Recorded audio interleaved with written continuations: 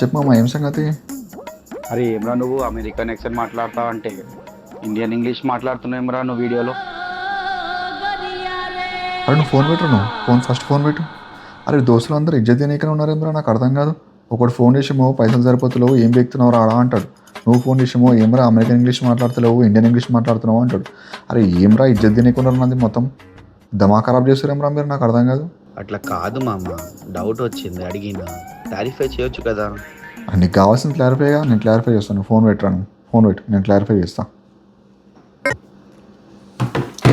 నేను కూడా అమెరికాకి వచ్చి అమెరికన్ ఇంగ్లీష్ మాట్లాడదాం, అమెరికన్ యాక్సెంట్ మాట్లాడదాం, ఇచ్చేవాడదాం ఒక్కొక్కరికి అనుకున్నా. ఇక్కడికి వచ్చినాక అర్థమైంది ఇంగ్లీష్లో మాట్లాడలే తెలుగు నేర్చుకుని మాట్లాడుతారు. ఇంకా నేనేం మాట్లాడాలి నాకు అర్థం కాదు. అరే ఏ ఇంటర్వ్యూ అటెండ్ అయినా కూడా మన ఇండియన్సే మాట్లాడుతారు. హెచ్ఆర్ రౌండ్తో సహా, HR round, technical round, manager round మొత్తం మనలే మాట్లాడుతారు. ఈ అపార్ట్మెంట్ పోయినా కూడా మొత్తం తెలుగులో ఉన్నారు. ఇంకా నాకు అమెరికన్ యాక్సెంట్ ఎక్కడి నుంచి వస్తుంది నాకు అర్థమవుతలేదు. ఏడికెళ్ళి వస్తుంది, వాట్ ఎవర్ ఇట్ ఈస్ అట్లా ఉంటుంది. మన తెలుగులో పోతే ఎక్కడ పోయినా కూడా.